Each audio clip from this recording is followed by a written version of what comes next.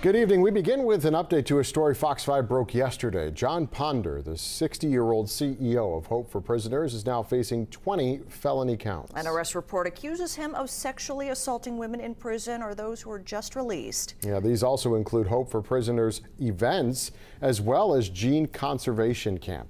Detectives say the case started in April after reports about his behavior during holiday programs and Sunday night church services.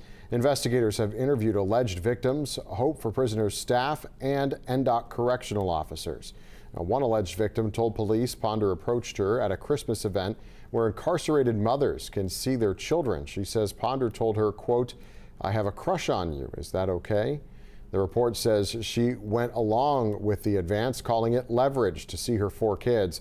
The arrest report says she was picked for the holiday reunion. At later events, she described Ponder whispering sexually inappropriate comments during prison church services. She says other inmates and officers noticed the favoritism and it caused her problems inside.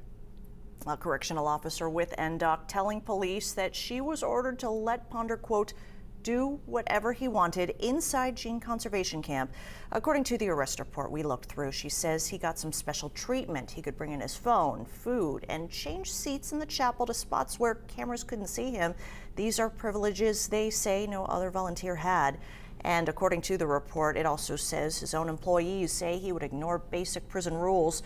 The report quotes a former employee saying he used side gates, skipped ID checks, and even brought his phone inside, all against the policy.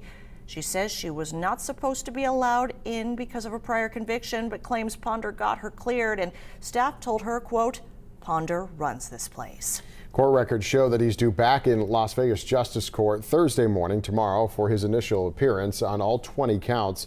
At last check, he had not entered a plea in this case.